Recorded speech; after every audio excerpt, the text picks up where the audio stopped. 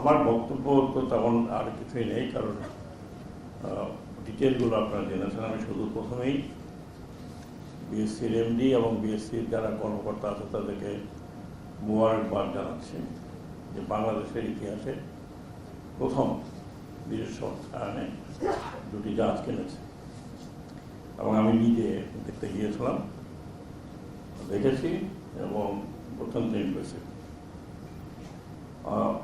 আমি মনে করি যে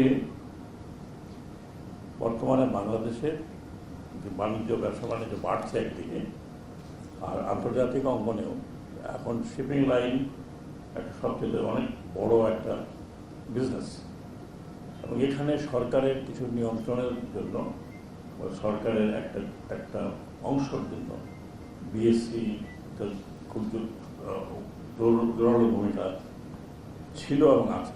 কিন্তু আনফর্চুনেটলি মিসম্যানেজমেন্টের কারণে অতীতে বিএসসি খুব লাভের মুখ দেখেনি। আমি যখন এই মন্ত্রণালয়ে আসলাম গত বছর অগাস্টে, প্রথম যখন বিএসসি বোর্ডে বসলাম, সেই দিন আলোচনা হচ্ছিল যে বিএসসি কতখানি কত টাকা লাভ করেছে এই পর্যন্ত, এবং শেয়ার মার্কেটে তার অবস্থানটা কী। এবং বোর্ডের পরিচালনার মধ্যে প্রথমে ছিল যে আমরা সরকারকে 475 টাকা যে লোন নিয়েছে তার একটা কিস্তি ফেরত দেব। এটাও ছিল বাংলাদেশে একটা অভূতপূর্ব বিষয়। বাংলাদেশে কোনো কর্পোরেশন বা কোনো সংস্থা সরকারের লোন নিয়ে সে লোন ফেরত দেয় না, দিতে পারে না, কারণ এই সমস্ত যে কোনো ব্যবসায় সরকারের যে কোনো ব্যবসা কিন্তু কোনো লাভ খুব একটা দেখে না, এবং এটা একটা স্ট্যাবলিশ সত্য, বিশেষ করে বাংলাদেশের এখানে।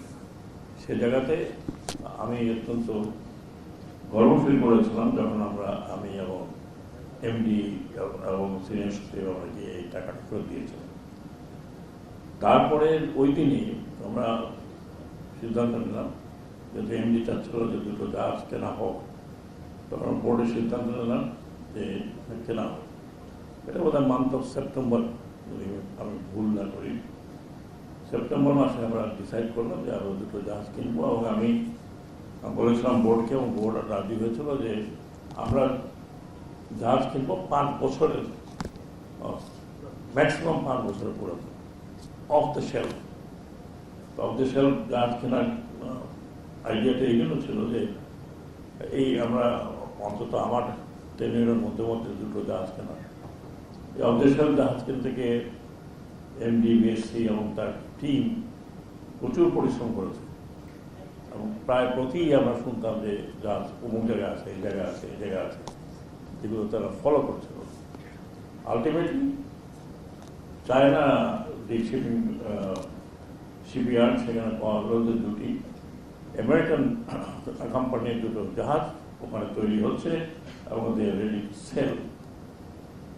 তারপরে যে প্রকিউরমেন্ট প্রসেস আছে বাংলাদেশ গভর্নমেন্টের, প্লাস শুধু সেটাই নয়, আরও কিছু বিষয় নিয়ে পুরো এটাকে ইভ্যালুয়েশন করা হলো, এবং সেই ইভ্যালুয়েশন রেজাল্ট আমরা বোর্ডের মাধ্যমে জানতে পারলাম।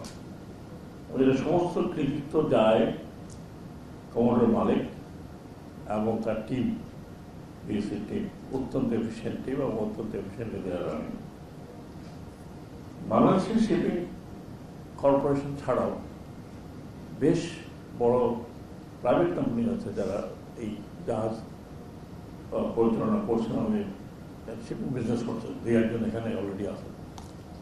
যখন আমি ওনাদের সাথে দেখা হলো আমার, তখন প্রথম ওনারা বললো যে জাহাজকে তারা আর এক্সপ্যান্ড করতে পারছে না। কেন? ট্যাক্সের উপর 7.5% যদি ভুল না করি ভ্যাট লাগানো আছে, এবং তা যদি হয় তাহলে জাহাজের যে প্রাইস তার সাথে কত টাকা অ্যাড করতে হয়, এবং সেটা ব্যাংকের থেকে লোন নিয়ে বা অন্য জায়গার থেকে নিয়ে আর জাহাজ কেনার তাদের সামর্থ্য হয় না বলে বেশ অনেক বছর থেকে কোনো জাহাজ অ্যাড হয়নি প্রাইভেট সেক্টরে। তো ওনাদের কথা শোনার পরে আমি এনবিআর চেয়ারম্যানের সাথে কথা বললাম। এনবিআর চেয়ারম্যান আমাকে অদ্ভুত একটা কথা বললেন যে এটা আগে ওয়ার্ল্ড ব্যাংক এডিবি থেকে বলেছে যে ব্যাট বসাতে হবে। তখন আমি বললাম যে ব্যাটকে আপনি বসালেন, আমাদের জাহাজ শিল্প আর বাড়বে না। যারা জাহাজ কিনতে যাচ্ছে তারা তো পকেট থেকে ডেফিনেটলি কেনে না, কিন্তু ব্যাংক থেকে লোন টোন নিয়ে উঠতে নেয়। তাকে যদি এত ট্যাক্স তার উপরে 7% ভ্যাট দিতে হয়, তাহলে একটা জাহাজের দাম কত পড়ে? এটা নিয়ে আমাকে এনবিআর চেয়ারম্যান বললেন যে স্যার আমি এটা দেখবো, নেক্সট আমাদের মিটিং আমরা এটা উঠাবো, এবং এটা আমাদের উপরে চাপানো হয়েছে, বলে কোনো ফাঁকটাক দিয়ে এটা করবো। এর মধ্যে কমার্স মিনিস্ট্রিও ওর মনে হয় অ্যাপ্রোচ করেছিল, কারণ এগুলো কমার্স মিনিস্ট্রিও একটা অ্যাপিল ছিল, আমাদের একটা অ্যাপিল ছিল, দুটো মিলিয়ে এনবিআর চেয়ারম্যান আমাকে বললেন যে এটা আমরা 1 বছরের জন্য কমিয়ে দিয়েছি, এক্সাম করে দিয়েছি ফর 1 ইয়ার। তো আমি বললো 1 ইয়ার কেন, ওর বছর বছর এটা করা হবে, রিভিউ করা হবে। এটা একটা সুখবর আজমজেদ চৌধুরী আপনাদের জন্য যে 7.5% যে ব্যাগটা ছিল সেটা আর থাকছে না। সিমিলারলি আমি বিএসসি কিছু ফিউচারিস্টিক প্ল্যানের কথা বলেছি। আমরা যখন আমাদের বিএসসি সম্বন্ধে কথা বলছিলাম চিফ অ্যাডভাইজারের সামনে, তখন ওনাকে বললাম বিষয়টি যে first time Bangladesh shipping corporation তার নিজের পয়সায় without any taking single Penney from the government or bank purchase করছে। হি ওয়াজ ভেরি এক্সাইটেড। আমার সামনে বসা ছিল ফাইন্যান্স সেক্রেটারি, সে স্বতঃস্ফূর্তভাবে বললো স্যার আমি আপনাকে আরও 3টা জাহাজ কেনার লোন দেবো। আমি চাইনি, কিন্তু উনি বললেন দেব। ঠিক বলছেন তো? জি স্যার দেব। So Malik was abroad. I called just coming out of the meeting. I said, Malik, so we make the DPP. We get 3 more ships. DPP is almost finished. আমরা আশা করি, আমি আশা করি যে আমাদের আর যত কত মাস বাকি আছে এর মধ্যে আমরা এটাকে থ্রু করে যেতে পারবো, আশা করি। সেটাকে 3 more ships. And again, same process. We will change the ship and buy. And then of course বাকি তো চায়নাতে হচ্ছে, কোরিয়া থেকে নেওয়া হচ্ছে। ইতিমধ্যে আমি বিএসসিকে আরেকটু অ্যাম্বিশাস করার চেষ্টা করছি। আমরা যে উই নিড এলএনজি ক্যারিয়ার, বা let's try to buy 2 LNG carrier, and they are working on it. আমরা আজমজেদ চৌধুরীর সাথে কম্পিট করতে চাই এলএনজি ক্যারিয়ার। তো আশা করি, আমি জানি না আমার সময় আর হবে না, বাট এলএনজি ক্যারিয়ার আর ডিপিপি অলমোস্ট রেডি। আমরা দেখবো এটা যদি কিছু অগ্রগতি করা যায়। উই নিড এলএনজি ক্যারিয়ার, কারণ আমাদের মোটামুটি এলএনজি ইম্পোর্ট করতেই হবে। তো আমরাও কন্ট্রিবিউট করতে চাই প্রাইভেট সেক্টরে। তো এর মানে এই নয় যে আমরা প্রাইভেট সেক্টরের সাথে কম্পিট করতে পারবো, বাট গভর্নমেন্টের একটা সোর্স থাকবে, এই এমার্জেন্সিতে যদি প্রয়োজন হয় তাহলে এলএনজি ক্যারি। কিন্তু বিষয়টি হলো বিএসসি আর আমাদের কিছু ক্যারি করে না।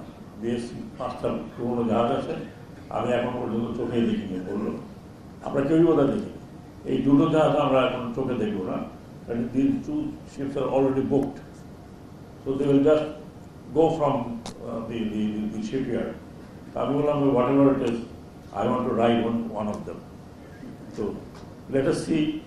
এবং এই জাহাজ যখন হ্যান্ড ওভার হবে, আমি বলেছি আমাদের বোর্ড মেম্বারদেরকে, যারা ইন্ডিপেন্ডেন্ট মেম্বার আছেন, বোর্ড মেম্বারদেরকে 2 ভাগে ভাগ করে let them go and see the ship, কারণ আমরা বাংলাদেশে এটা দেখার সৌভাগ্য হবে বলে মনে হয় না।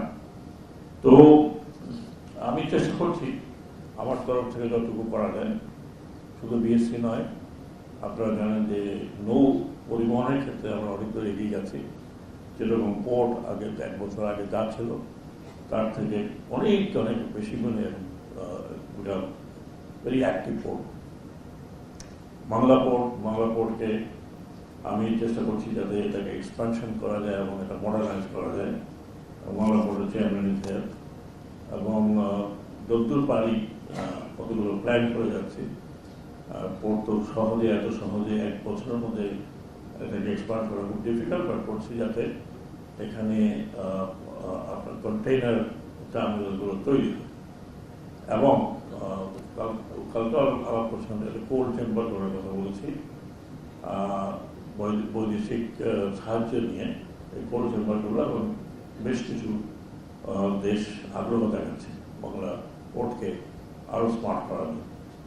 সিমিলারলি আমরা চেষ্টা করছি নৌপরিবহন থেকে এবং যেরকম পোর্ট মিলে পানগাঁওকে আমরা ইন্টারন্যাশনাল অপারেটরের হাতে দিচ্ছি, and it will be one of the largest operator of the world.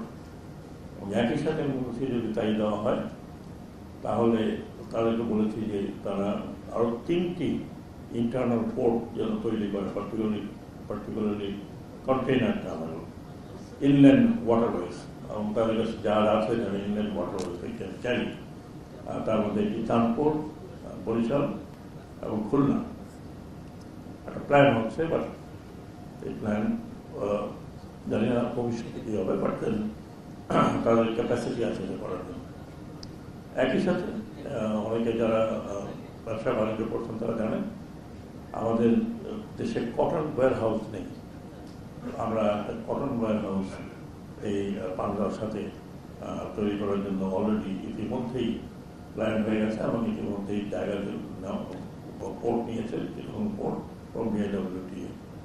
এটা যদি এটা যদি হয়ে যায় তাহলে যারা টেক্সটাইলে কাজ করছেন এবং কটন ব্যবসা করছেন তাদের জন্য সুবিধা হবে, কারণ কটন আমাদের দেশে সরাসরি আনা যায় না। এটা আপনারা জানেন যে সিঙ্গাপুর হয়ে কটনগুলো আসে।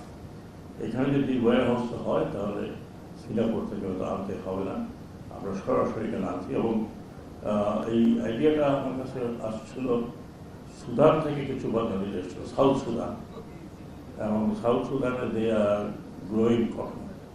In South Sudan, in Burkina Faso এবং অন্যান্য আফ্রিকান কান্ট্রিজে যেখানে আমাদের দেশের লোকজন কটন গ্রো করছে, হিউজ কটন গ্রো করছে, তারা চায় যে তাদের কটনগুলো যাতে বাংলাদেশে আসে।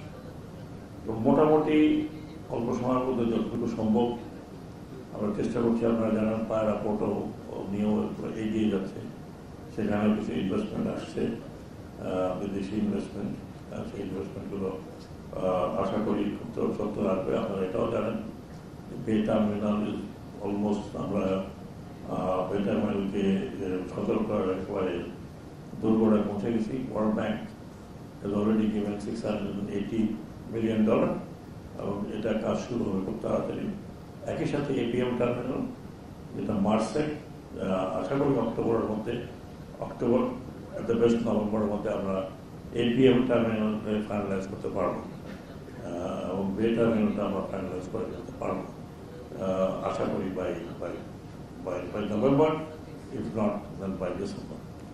সো বাংলাদেশের শিপিং সেক্টর এবং পোর্ট সেক্টরে প্রচুর ইনভেস্টমেন্ট আসছে, প্রচুর ইনভেস্টমেন্ট, এবং this investment is coming from the world bank এবং ইনভেস্টার্স। আশা করি যে আমাদের এই সেক্টরে, বিশেষ করে নৌ পরিবহন সেক্টরে যে ইনভেস্টমেন্টগুলো আসছে সেগুলো একটা সদ্ব্যবহার হবে এবং ভবিষ্যতে আশা করি যে এই investment will definitely give a boost to Bangladesh economy. একই সাথে আমি হেলেনিক শিপিং কোম্পানিকে congratulating them for cooperating with Bangladesh, and this is definitely would at least speak about our relationship with U.S. trade area, and hopefully that we do it in also in future. And very soon we might get more from your company or any other U.S. company will compete. আপনাদেরকে অনেক অনেক ধন্যবাদ এখানে আসার জন্য এবং আমার বক্তব্য শোনার জন্য। আমি আবার বিএসসির সকলকে, কমোডর মালিক স্পেশালি এবং বিএসসির সকলকে ধন্যবাদ জানাচ্ছি এবং মোবারকবাদ জানাচ্ছি। এর একটা এক্সাম্পল আমি মনে করি যে ভালো ম্যানেজমেন্ট হলে যে কোনো ইভেন ডেড হর্সকেও অ্যাটলিস্ট দাঁড়া করানো যায়, তার উদাহরণ হচ্ছে বাংলাদেশ শিপিং কর্পোরেশন। আপনাদেরকে অনেক ধন্যবাদ।